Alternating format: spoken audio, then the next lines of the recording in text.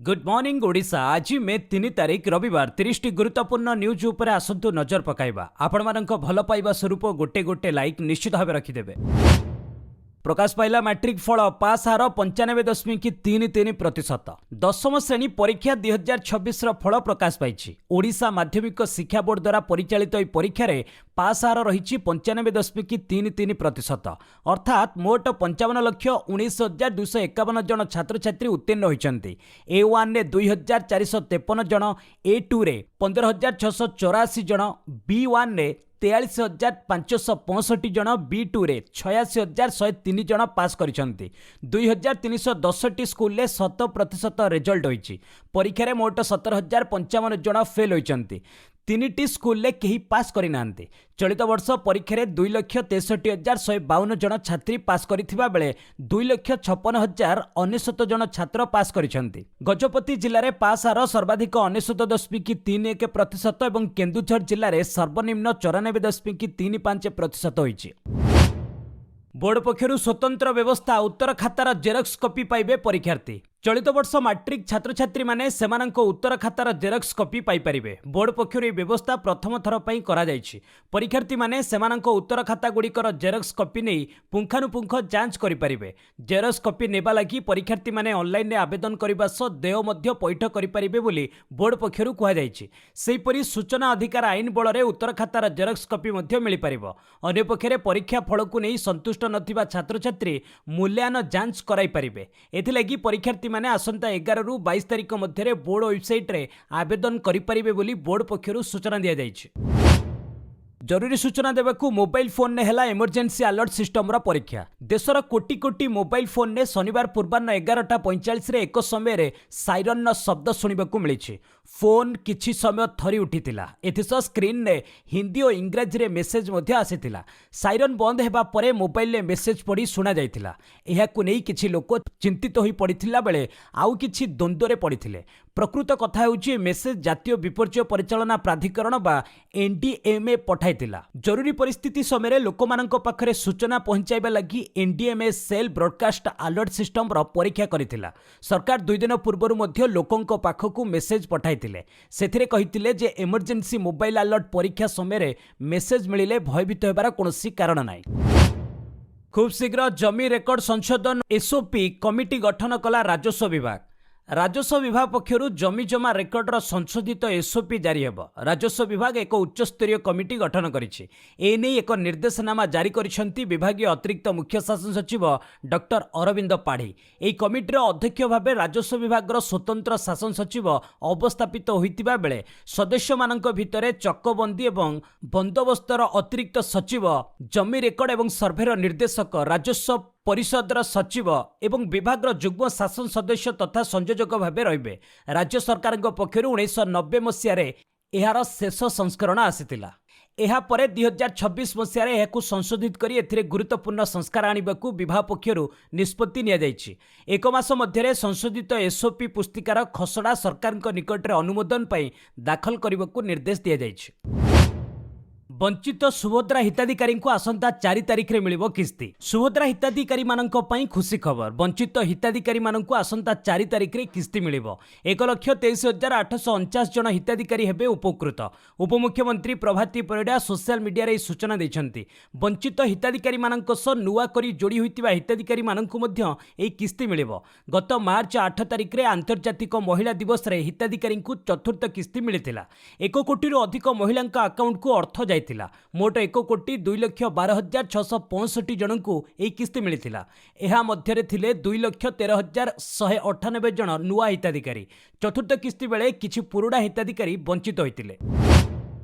महानदी जल विवाद मामला 30 रे परवर्ती शुणाणी। ओडिशा और छत्तीसगढ़ मध्य चली महानदी जल विवादर संपूर्ण भावे समाधान पई उभय राज्य पक्षरु आग्रह प्रकाश पाइछि। उभय ओडिशा और छत्तीसगढ़ आग्रह एवं प्रयास को ट्रिब्यूनाल प्रशंसा करिसेंती। दुई राज्यर मुख्यमंत्री को मध्य प्रशंसा करिसेंती। मौसुमी और अणमौसुमी ऋतुरे केते जल प्रभावित होउछि ताहा शनिवार ट्रिब्यूनाल को अवगत करा जायछि। ट्रिब्यूनाल को पूर्व निर्देश अनुसार आपस बुझाबणा नहीं वैषयिक स्तर में आलोचना कथा जणा जायछि। ओडिशा पक्षरु एडवोकेट जनरल पीतांबर आचार्य पक्ष रखिछंती। आसंता 30 रे परवर्ती शुणाणी पई दिन धार्य होइछि। ओडिशारे छात्रींको सुरक्षा पई शक्तिश्री आप लॉन्च कले मुख्यमंत्री मोहन चरण माझी उच्चशिक्षा छात्र छात्रींको सहायता पई शक्तिश्री मोबाइल ऐप एवं एक इंटर्नशिप निर्देशावली पुस्तिका उन्मोचन करिसंती। केंद्र शिक्षा मंत्री धर्मेंद्र प्रधान और उच्चशिक्षा मंत्री सूर्यवंशी सूरजक उपस्थिति एक जातीय कर्मशाला रे एही कार्यक्रम अनुष्ठित होइतिला। शक्तिश्री आप मुख्यतः छात्र छात्री मानक सुरक्षा पई डिजाइन करा जायछि। एथिरे 24/7 SOS अलर्ट हैरान हरकत विरोध अभियोग एवं मानसिक स्वास्थ्य सहायता भली गुरुत्वपूर्ण सुविधा रही। सेहीपरि नूतन इंटर्नशिप निर्देशावली छात्र छात्री को शिक्षा सह व्यावहारिक ज्ञान और दक्षता वृद्धि में सहायक होब, जहाँ जातीय शिक्षा नीति 2020 अनुଯାयी प्रस्तुत होइछि। एही पदक्षेप ओडिशार उच्चशिक्षा क्षेत्र को अधिक सुरक्षित एवं रोजगार भित्तिक करिबो बोली मंत्री सूर्यवंशी सूरज प्रकाश करिसंती। आगकू लघुचाप संभावना कालवैशाखी बढ़िबो। वर्तमान बंगोपसागर रे समुद्र जलपतन तापमात्रा 30 रु 31 डिग्री सेल्सियस रहुछि। मे 11 रु 15 भितर लघुचाप सृष्टि होई पारे। एहा बात्या रूप नै पारे बोली केतक पाणीपाग मॉडल आकलन भी करूछंती। तेबे एहा एबेठारु कहिबा सहज नुहे बोली पाणीपाग विभाग कहिछि। अपरपक्षे तापमात्रा एबे 2 रु 3 डिग्री कमिबो। समुद्र अशांत रहिबा कारणरू 5 जाए उत्तर उपकूल रे मत्स्यजीवी को बारण करा जायछि। प्रतिदिन 8 तारिख पर्यंत कालवैशाखी रहिबो। रविवार उत्तर उपकूल एवं दक्षिण ओडिशार विभिन्न जिल्ला रे घड़घड़ी सह वर्षा एवं 40 रु 60 किलोमीटर पर्यंत पवन होई पारे। शनिवार 7टी स्थान रे पारद 40 डिग्री उपरे थिला। छत्तीसगढ़ रे आईईडी विस्फोरण रे 4 जवान शहीद। छत्तीसगढ़ कांकेर जिल्ला रे शनिवार एक आईईडी विस्फोरण रे 4 जन डिस्ट्रिक्ट रिजर्व गार्ड जवान शहीद होइछन्ति। सेमानक मध्यरे जणे इन्स्पेक्टर अछन्ति। चलित वर्ष मार्च 31 तारिख रे देश को माओ मुक्त घोषणा करा जिबा परे राज्य रे एहा प्रथम माओ हिंसा। विस्फोरणटी नारायणपुर जिल्ला सीमारे छोटे बेतिया पुलिस स्टेशन अंचल रे घटिछि।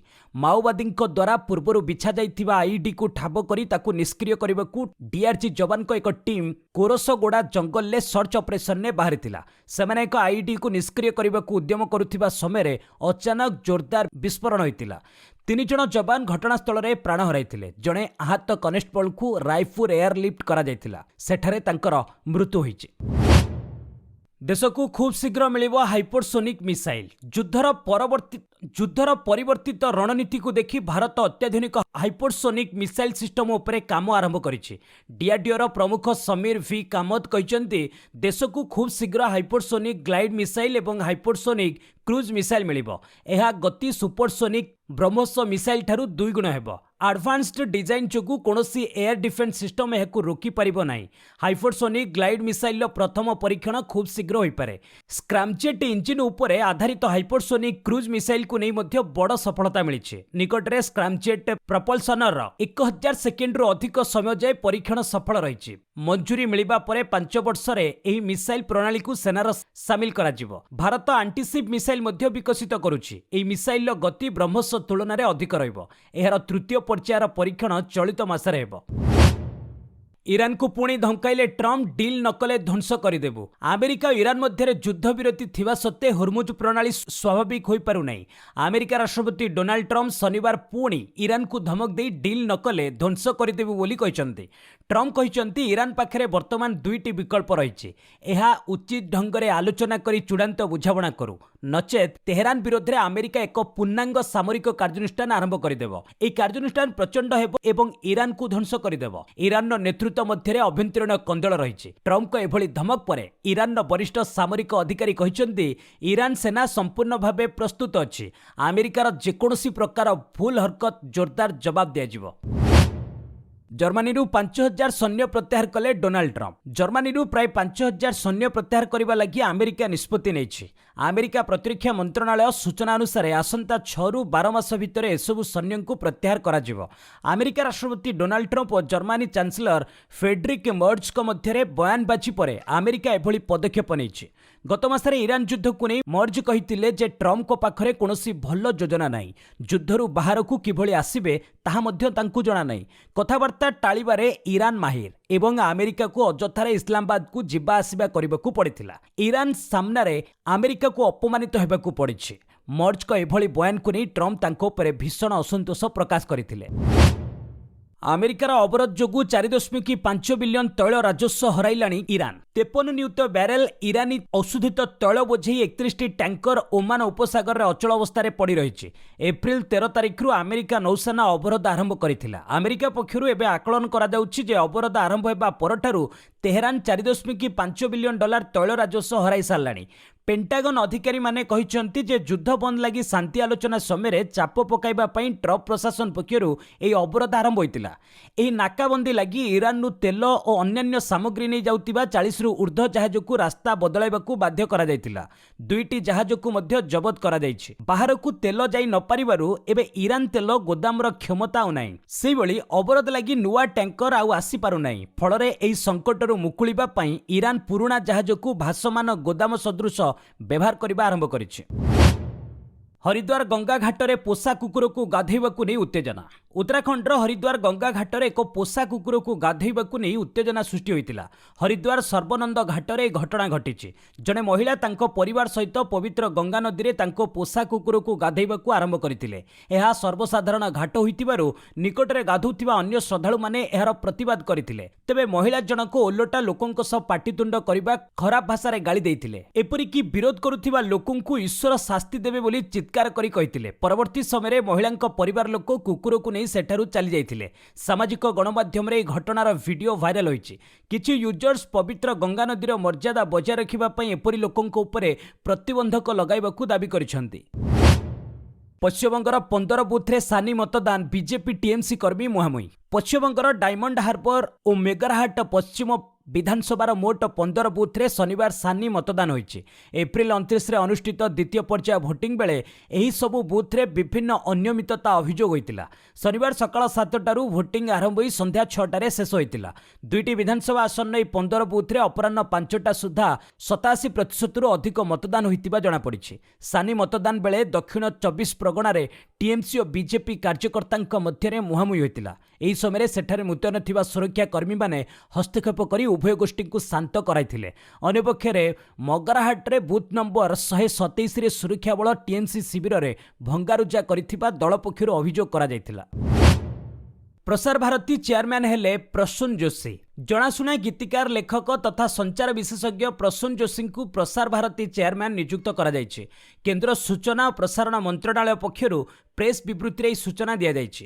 ପ୍ରସୂନ ଯୋଶୀଙ୍କ ନିଯୁକ୍ତି ସମ୍ପର୍କରେ ଘୋଷଣା କରି ମନ୍ତ୍ରଣାଳୟ କହିଛି ଯେ ଭାରତୀୟ ସିନେମାରେ ସେ ଜଣେ ଜଣାଶୁଣା ଚେହେରା। ଏଥିସହ ସେ ଜଣେ କ୍ରିଏଟିଭ୍ ପ୍ରଫେସନାଲ ଭାବେ ପରିଚିତ। ସାହିତ୍ୟ, ବିଜ୍ଞାନ, ସିନେମା ଓ ପବ୍ଲିକ୍ କମ୍ୟୁନିକେସନ୍ କ୍ଷେତ୍ରରେ ତାଙ୍କର ବହୁତ ବଡ଼ ଯୋଗଦାନ ରହିଛି। ଗତ ବର୍ଷ ଡିସେମ୍ବରରେ ପ୍ରସାର ଭାରତୀ ଚେୟାରମ୍ୟାନ୍ ପଦରୁ 1988 batch UP cadre IAS Navneet Kumar Sehgal ଇସ୍ତଫା ଦେଇଥିଲେ। ସେବେଠାରୁ ଏହି ପଦବୀ ଖାଲି ରହିଥିଲା। ସୁପ୍ରିମକୋର୍ଟଙ୍କ ଗୁରୁତ୍ୱପୂର୍ଣ୍ଣ ମନ୍ତବ୍ୟ, କେନ୍ଦ୍ରୀୟ କର୍ମଚାରୀଙ୍କୁ ଗଣନା କାର୍ଯ୍ୟରେ ନିଯୁକ୍ତ କରିବା ଭୁଲ ନୁହେଁ। ପଶ୍ଚିମବଙ୍ଗ ବିଧାନସଭା ନିର୍ବାଚନ ଭୋଟ ଗଣନାରେ କେନ୍ଦ୍ରୀୟ କର୍ମଚାରୀଙ୍କୁ ପର୍ଯ୍ୟବେକ୍ଷକ ଭାବେ ନିଯୁକ୍ତ କରାଯାଇଛି। ଏହାକୁ ଚ୍ୟାଲେଞ୍ଜ କରି ମମତା ବାନାର୍ଜୀଙ୍କ ଟିଏମସି ଦଳ ପକ୍ଷରୁ କୋଲକାତା ହାଇକୋର୍ଟରେ ମାମଲା ଦାୟର ହୋଇଥିଲା। ତେବେ ପୂର୍ବରୁ କୋଲକାତା ହାଇକୋର୍ଟ ଏହି ଆବେଦନକୁ ଖାରଜ କରିଦେଇଥିଲେ। ପରେ ଟିଏମସି ପକ୍ଷରୁ ହାଇକୋର୍ଟ ରାୟ ବିରୁଦ୍ଧରେ ସୁପ୍ରିମକୋର୍ଟରେ ଚ୍ୟାଲେଞ୍ଜ କରାଯାଇଥିଲା, ଯାହାର ଶୁଣାଣି ଶନିବାର ଅନୁଷ୍ଠିତ ହୋଇଯାଇଛି। ତେବେ ସୁପ୍ରିମକୋର୍ଟ ବର୍ତ୍ତମାନ ପାଇଁ କୌଣସି ପୃଥକ ନିର୍ଦ୍ଦେଶ ଜାରି କରିବାକୁ ମନା କରିଦେଇଛନ୍ତି। ନିର୍ବାଚନ କମିଶନରଙ୍କ ପ୍ରତିଶ୍ରୁତିକୁ ରେକର୍ଡରେ ନେଇ ମାମଲାର ସମାଧାନ କରିଥିଲେ। ବିଚାରପତି ପିଏସ୍ ନରସିଂହ କହିଛନ୍ତି ଯେ କାର୍ଯ୍ୟରେ ଥିବା ପ୍ରତ୍ୟେକ କର୍ମଚାରୀଙ୍କ ଉପରେ ନିର୍ବାଚନ କମିଶନଙ୍କ ନିୟନ୍ତ୍ରଣ ରହିଛି, ତେଣୁ ସେମାନେ କେନ୍ଦ୍ର କିମ୍ବା ରାଜ୍ୟ ସରକାରଙ୍କ ତାହା ଗୁରୁତ୍ୱପୂର୍ଣ୍ଣ ନୁହେଁ। ସେଭଳି ଜଷ୍ଟିସ୍ ଜୟମାଲ୍ୟ ବାଗ୍ଚୀ କହିଛନ୍ତି ଯେ ପ୍ରତ୍ୟେକ ଗଣନା କେନ୍ଦ୍ରରେ ଦଳୀୟ ଏଜେଣ୍ଟ ଉପସ୍ଥିତ ରହିବେ, ତେଣୁ କିଛି ଅସୁବିଧା ହେବନି। ସାର୍ବଜନୀନ ଜମିରେ ନମାଜ ପାଠ ଅନୁଚିତ, ଆହ୍ଲାବାଦ ହାଇକୋର୍ଟଙ୍କ ଗୁରୁତ୍ୱପୂର୍ଣ୍ଣ ରାୟ। ସାର୍ବଜନୀନ ଜମିରେ ନମାଜ ପାଠ କରିବା ନେଇ ଆହ୍ଲାବାଦ ହାଇକୋର୍ଟ ଏକ ଗୁରୁତ୍ୱପୂର୍ଣ୍ଣ ରାୟ ଦେଇଛନ୍ତି। କୋର୍ଟ ସ୍ପଷ୍ଟ କରି କହିଛନ୍ତି ଯେ ସାର୍ବଜନୀନ ଜମି ଉପରେ ସମସ୍ତଙ୍କର ସମାନ ଅଧିକାର ରହିଛି। ଏହାର ଏକପାଖିଆ ବ୍ୟବହାର ଆଇନଗତ ଭାବରେ ଅନୁମୋଦିତ ନୁହେଁ। ଏଭଳି ଜମିକୁ ଧାର୍ମିକ କାର୍ଯ୍ୟକଳାପ ପାଇଁ ଗୋଟିଏ ପକ୍ଷ ବ୍ୟବହାର କରିପାରିବେ ନାହିଁ। ଧାର୍ମିକ ଅଭ୍ୟାସରେ ମନମୁଖୀ ଭାବରେ ହସ୍ତକ୍ଷେପ କରାଯାଇପାରିବ ନାହିଁ। ପରମ୍ପରା ବାହାରେ କାର୍ଯ୍ୟକଳାପରେ ହସ୍ତକ୍ଷେପ କରିବାର ଅଧିକାର ରାଜ୍ୟ ପାଖରେ ରହିଛି ବୋଲି କୋର୍ଟ ଶୁଣାଣି ସମୟରେ କହିଥିଲେ। ଏଥିସହ ସମ୍ଭାଲ ଜିଲ୍ଲାର ଗୁନୋର ତହସିଲ ଇକୋନୋର ବାସିନ୍ଦାଙ୍କ ଦ୍ୱାରା ଦାୟର ଆବେଦନକୁ ହାଇକୋର୍ଟ ଖାରଜ କରିଦେଇଛନ୍ତି। ମହାରାଷ୍ଟ୍ର ରାଜନୀତିରେ ଅସ୍ଥିରତା, ଏମ୍ଭିଏରେ ଯୋଗ ଦେଇପାରନ୍ତି ଅଜିତ ପାୱାର ଗୋଷ୍ଠୀ। ମହାରାଷ୍ଟ୍ର ରାଜନୀତି ପୁଣି ଥରେ ସରଗରମ ହୋଇ ଉଠିଛି। ବାରାମତୀର ଏନ୍ସିପି ନେତା ଯୁଗେନ୍ଦ୍ର ପାୱାର ଏକ ବଡ଼ ବୟାନ ଦେଇ କହିଛନ୍ତି ଯେ ଭବିଷ୍ୟତରେ ବଡ଼ ରାଜନୈତିକ ପରିବର୍ତ୍ତନ ଘଟିପାରେ। ଯୁଗେନ୍ଦ୍ର ଇଙ୍ଗିତ କରି କହିଛନ୍ତି ଯେ ଅଜିତ ପାୱାରଙ୍କ ଗୋଷ୍ଠୀ ଭବିଷ୍ୟତରେ ମହାବିକାଶ ଅଘାଡ଼ି ତଥା ଏମ୍ଭିଏରେ ଯୋଗ ଦେଇପାରେ। ଏକ ସାକ୍ଷାତକାର ଅବସରରେ ଯୁଗେନ୍ଦ୍ର କହିଛନ୍ତି ରାଜନୀତିରେ ସବୁକିଛି ସମ୍ଭବ। ଲୋକମାନେ ପୂର୍ବରୁ କିପରି ବିଶ୍ୱାସ କରୁଥିଲେ ଯେ ଶିବସେନା ଓ କଂଗ୍ରେସ କେବେ ଏକାଠି ହୋଇପାରିବେ ନାହିଁ, କିନ୍ତୁ ପରେ ସେମାନେ ଏକାଠି ସରକାର ଗଠନ କଲେ। ଯଦି ପରିସ୍ଥିତି ପରିବର୍ତ୍ତନ ହୁଏ ତେବେ ଅଜିତ ପାୱାରଙ୍କ ଗୋଷ୍ଠୀ ବର୍ତ୍ତମାନର ମହାଉତି ମେଣ୍ଟ ଛାଡ଼ି ଏମ୍ଭିଏକୁ ଫେରିପାରେ କିମ୍ବା ଏନ୍ସିପିରେ ପୁଣି ଯୋଗ ଦେଇପାରେ। ଯୁଗେନ୍ଦ୍ରଙ୍କ ଏହି ବୟାନକୁ ନେଇ ବର୍ତ୍ତମାନ ମହାରାଷ୍ଟ୍ରରେ ଚର୍ଚ୍ଚା ଜୋର ଧରିଛି। ଆପ୍ ଛାଡ଼ି ବିଜେପିରେ ଯୋଗ ଦେଇଥିବା ସାଂସଦ ସନ୍ଦୀପ ପାଠକ ଗିରଫ ହୋଇପାରନ୍ତି। ରାଜ୍ୟସଭା ସାଂସଦ ସନ୍ଦୀପ ପାଠକଙ୍କ ବିରୋଧରେ ପଞ୍ଜାବରେ 2ଟି ଏଫ୍ଆଇଆର୍ ରୁଜୁ କରାଯାଇଛି। ଜାମିନ ବିହୀନ ଅପରାଧ ପାଇଁ ଏହି ମାମଲା ରୁଜୁ ହୋଇଛି, ଯାହାକୁ ନେଇ ସନ୍ଦୀପଙ୍କ ଗିରଫ ସମ୍ଭାବନା ବଢ଼ିଯାଇଛି। ତେବେ ନୂଆଦିଲ୍ଲୀ ସ୍ଥିତ ସନ୍ଦୀପଙ୍କ ସରକାରୀ ବାସଭବନରେ ଦିଲ୍ଲୀ ପୁଲିସ ପକ୍ଷରୁ ସୁରକ୍ଷା ବ୍ୟବସ୍ଥା ବୃଦ୍ଧି କରାଯାଇଛି। କିନ୍ତୁ ଶନିବାର ସନ୍ଦୀପ ତାଙ୍କ ସରକାରୀ ବାସଭବନ ଛାଡ଼ି ପଳାଇଥିବା ରିପୋର୍ଟ ପ୍ରକାଶ ପାଇଛି। ସନ୍ଦୀପଙ୍କ ଫୋନ୍ ବନ୍ଦ ରହିଥିବା ବେଳେ ଗିରଫ ଭୟରେ ସେ ଏକ ଅଜ୍ଞାତ ସ୍ଥାନକୁ ଚାଲିଯାଇଥିବା ରିପୋର୍ଟରେ କୁହାଯାଉଛି। ଉଲ୍ଲେଖଯୋଗ୍ୟ, ଗତ ସପ୍ତାହରେ ଆପ୍ର 7 ଜଣ ସାଂସଦ ଦଳ ଛାଡ଼ି ବିଜେପିରେ ସାମିଲ ହୋଇଥିଲେ। ଏମାନଙ୍କ ମଧ୍ୟରେ ସନ୍ଦୀପଙ୍କ ସମେତ ରାଘବ ଚଡ୍ଡା, ଅଶୋକ ମିତ୍ତଲ, କ୍ରିକେଟର ହରଭଜନ ସିଂ, ସ୍ୱାତି ମାଲିୱାଲ ଓ ବିକ୍ରମଜିତ ସାହାନୀ ରହିଥିଲେ। ସ୍ୱାତିଙ୍କୁ ଛାଡ଼ି ଅନ୍ୟ 6 ଜଣ ଉଚ୍ଚ ସଦନରେ ପଞ୍ଜାବରୁ ପ୍ରତିନିଧିତ୍ୱ କରୁଥିଲେ। ବନ୍ଦ ହେଲା ଆମେରିକାର ଶସ୍ତା ବିମାନ ସେବା ସ୍ପିରିଟ୍ ଏୟାରଲାଇନ୍ସ। ଆମେରିକା ପ୍ରତିଷ୍ଠିତ ବଜେଟ୍ ଏୟାରଲାଇନ୍ସ ସ୍ପିରିଟ୍ ଦୀର୍ଘ 34 ବର୍ଷର ଯାତ୍ରା ପରେ ନିଜର ସମସ୍ତ ବିମାନ ଚଳାଚଳ ବନ୍ଦ କରିବାକୁ ଘୋଷଣା କରିଛି। ଆର୍ଥିକ ସଙ୍କଟ ବୃଦ୍ଧି ପାଉଥିବା ଋଣଭାର ଯୋଗୁଁ କମ୍ପାନୀ ଏହି ନିଷ୍ପତ୍ତି ନେଇଛି। ଏହାଦ୍ୱାରା ଏୟାରଲାଇନ୍ସର ପ୍ରାୟ 17,000 କର୍ମଚାରୀଙ୍କ ଜୀବିକା ପ୍ରଭାବିତ ହେବ। ସରକାରଙ୍କ ସହ ଆର୍ଥିକ ସହାୟତା ପାଇଁ ହୋଇଥିବା ଆଲୋଚନା ବିଫଳ ହେବା ପରେ କମ୍ପାନୀ ଚୂଡ଼ାନ୍ତ ପଦକ୍ଷେପ ନେଇଛି। କୋଭିଡ୍ ମହାମାରୀ ପରଠାରୁ କମ୍ପାନୀ କ୍ରମାଗତ ଭାବେ କ୍ଷତି ସହୁଥିବା ବେଳେ ଇରାନ ଯୁଦ୍ଧ ଯୋଗୁଁ ବିମାନ ଇନ୍ଧନ ଦର ବୃଦ୍ଧି ଏହି ସଙ୍କଟକୁ ଆହୁରି ଗମ୍ଭୀର କରିଦେଇଥିଲା। ବର୍ତ୍ତମାନ ସମସ୍ତ ଉଡ଼ାଣ ବାତିଲ କରାଯାଇଥିବା ବେଳେ ଗ୍ରାହକଙ୍କୁ ଟଙ୍କା ଫେରସ୍ତ କରାଯିବ ବୋଲି କମ୍ପାନୀ ସୂଚନା ଦେଇଛି। ଏହି ଘୋଷଣା ପରେ ଶସ୍ତା ବିମାନ ଯାତ୍ରା କରୁଥିବା ଯାତ୍ରୀଙ୍କ ମଧ୍ୟରେ ଚିନ୍ତା ପ୍ରକାଶ ପାଇଛି। ରୋହିତ ଜୈନ ହେଲେ ଆର୍ବିଆଇର ନୂତନ ଡେପୁଟି ଗଭର୍ଣ୍ଣର। କେନ୍ଦ୍ର ସରକାର ରୋହିତ ଜୈନଙ୍କୁ ଭାରତୀୟ ରିଜର୍ଭ ବ୍ୟାଙ୍କର ନୂତନ ଡେପୁଟି ଗଭର୍ଣ୍ଣର ଭାବେ ନିଯୁକ୍ତ କରିଛନ୍ତି। ସରକାରୀ ବିଜ୍ଞପ୍ତି ଅନୁଯାୟୀ ଆସନ୍ତା ମେ 3 ତାରିଖରୁ ସେହି ପଦବୀରେ କାର୍ଯ୍ୟଭାର ଗ୍ରହଣ କରିବେ ଏବଂ ତାଙ୍କର କାର୍ଯ୍ୟକାଳ 3 ବର୍ଷ ପାଇଁ ରହିବ। ରୋହିତ ଜୈନ ବର୍ତ୍ତମାନ କେନ୍ଦ୍ରୀୟ ବ୍ୟାଙ୍କର କାର୍ଯ୍ୟନିର୍ବାହୀ ନିର୍ଦ୍ଦେଶକ ଭାବେ କାର୍ଯ୍ୟ କରୁଛନ୍ତି। ଗତ ମାସରେ ଅବସର ନେଇଥିବା ଟି ରବିଶଙ୍କରଙ୍କ ସ୍ଥାନରେ ତାଙ୍କୁ ଏହି ନୂତନ ଦାୟିତ୍ୱ ପ୍ରଦାନ କରାଯାଇଛି। ତେବେ ଡେପୁଟି ଗଭର୍ଣ୍ଣର ଭାବେ ତାଙ୍କୁ କେଉଁ ବିଭାଗର ଦାୟିତ୍ୱ ମିଳିବ ସେ ନେଇ ବର୍ତ୍ତମାନ ସୁଦ୍ଧା କୌଣସି ବିଧିବଦ୍ଧ ଘୋଷଣା କରାଯାଇ ନାହିଁ। ଏହି ନିଯୁକ୍ତି ଆର୍ବିଆଇର ଶୀର୍ଷ ପରିଚାଳନା କ୍ଷେତ୍ରରେ ଏକ ଗୁରୁତ୍ୱପୂର୍ଣ୍ଣ ପଦକ୍ଷେପ। ବୀମା କ୍ଷେତ୍ରରେ 100% ବିଦେଶୀ ପୁଞ୍ଜିନିବେଶକୁ କେନ୍ଦ୍ରର ମଞ୍ଜୁରୀ। କେନ୍ଦ୍ର ସରକାର ବୀମା କ୍ଷେତ୍ରରେ 100% ପ୍ରତ୍ୟକ୍ଷ ବିଦେଶୀ ପୁଞ୍ଜିନିବେଶ ପାଇଁ ବିଜ୍ଞପ୍ତି ଜାରି କରିଛନ୍ତି। ଏହାଦ୍ୱାରା ଏବେ ଅଟୋମେଟିକ୍ ରୁଟ୍ରେ ବୀମା କମ୍ପାନୀ ଓ ବ୍ରୋକରମାନେ 100% ବିଦେଶୀ ପୁଞ୍ଜି ଗ୍ରହଣ କରିପାରିବେ। ତେବେ ଭାରତୀୟ ଜୀବନ ବୀମା ନିଗମ ପାଇଁ ଏହି ବିଦେଶୀ ନିବେଶ ସୀମା 20%ରେ ସୀମିତ ରହିଛି। ନୂତନ ନିୟମ ଅନୁଯାୟୀ ନିବେଶ କରୁଥିବା କମ୍ପାନୀଗୁଡ଼ିକୁ IRDAIର ନିୟମାବଳୀ ଓ ବୀମା ଅଧିନିୟମ ପାଳନ କରିବାକୁ ହେବ। ଅର୍ଥମନ୍ତ୍ରୀ ନିର୍ମଳା ସୀତାରମଣଙ୍କ କହିବା ଅନୁସାରେ ଏହି ପଦକ୍ଷେପ ଦ୍ୱାରା ବୀମା କ୍ଷେତ୍ରରେ ପୁଞ୍ଜି ବୃଦ୍ଧି ହେବା ସହ ପ୍ରତିଯୋଗିତା ବଢ଼ିବ ଏବଂ ବୀମା ପ୍ରିମିୟମ୍ ହ୍ରାସ ପାଇବ। ଏହା ଦେଶରେ ବୀମା ବ୍ୟାପ୍ତି ବଢ଼ାଇବା ସହ ନୂତନ ନିଯୁକ୍ତି ସୁଯୋଗ ସୃଷ୍ଟି କରିବାରେ ସହାୟକ ହେବ। ସଂସଦରେ ସବକା ବୀମା ସବକି ରକ୍ଷା ବିଲ୍ 2025 ଅନୁମୋଦନ ପାଇବା ପରେ ସରକାର ଏହି ନିଷ୍ପତ୍ତି ନେଇଛନ୍ତି।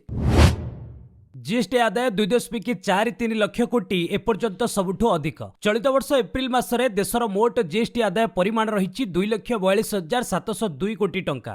यह एजाबत सबुठु अधिक टिकस संग्रह। सरकारी तथ्य अनुसार गत आर्थिक वर्ष समान समय तुलन में जीएसटी आदाय 8.7% अभिवृद्धि देखा मिली। यह पूर्व सर्वाधिक जीएसटी आदाय 2025 एप्रिल देखा मिलता। उक्त समय मोट 2.23 लक्ष कोटी टंकार प्रत्यक्ष टिकस संग्रह होता। विशेषकर प्रतिवर्ष एप्रिल मासरे टिकस आदाय मजबूत रही है। यार मुख्य कारण होची मार्च रे आर्थिक वर्ष शेष होगा पर कंपनी गुड़िक बकेया टिकस पैठ एप्रिल करिथांती। महंगा हेब पेट्रोल डीजेल दर सप्ताहे मध्य निष्पत्ति। मध्यप्राच्य अशांति थमिबार ना धरुनाई। हुर्मुज जलमार्ग जहाज चलाचल ठप। एभली स्थिति में विश्व तैल जोगाण भयंकर भाव प्रभावित होइछि। परिणाम स्वरूप अंतर्जातीय बजार में अशोधित तैल दर $110 उपरे रही। गुरुवार यह $126 पर्यंत पहुंची जाइथिला। तेबे वर्तमान परिस्थिति में पेट्रोल एवं डीजेल दर वृद्धि को एड़ाई जाई पारिबो नाही बोली सरकारी सूत्ररू जଣା पड़िछि। अंतर्जातीय बजार में अशोधित तैल दर रेकर्ड उच्च स्तर में थिबा सत्ते घरोई बजार में पेट्रोल एवं डीजेल दर गत 4 वर्ष धरी अपरिवर्तित रही। तेणु तैल कंपानी गुड़िक प्रचुर क्षति सौचंती। लिटर पिछा पेट्रोल एवं डीजेल दर प्राय 4 ରୁ 5 टंका बढ़ीपे। घरे एलपीजी सिलिंडर 40 ରୁ 50 टंका महंगा होईपे। उल्लेखयोग्य 2022 ରୁ उभय इंधन दर स्थिर रही। 2025-26 रे ईडी सर्वाधिक 2892टी चढ़ऊ करिछि। प्रवर्तन निर्देशालय बा ईडी 2025-26 रे इतिहास रे सबुठु अधिक चढ़ऊ करिछि। ईडी पक्षरु मोट 2892टी चढ़ऊ करा जाइछि, जहाकी गत वर्ष तुलना रे प्राय 2 गुण। एजेंसी रो वार्षिक रिपोर्ट मुताबक मनी लॉन्ड्रिंग अधीन रे गिरफ्तारी संख्या कमिछि। एही अवधि मध्य रे 712टी प्रोविजनल अटैचमेंट ऑर्डर जारी करी एजेंसी 81,422 कोटी रो संपत्ति जब्त करिछि। एहा गत वर्ष 30,036 कोटी टंका तुलन में 171% अधिक। तेबे ईडी रो गिरफ्तारी प्राय 27% कमिछि। 2025-26 रे एजेंसी 156 जन को गिरफ्त करिछि। गत वर्ष यह संख्या 214 थिला।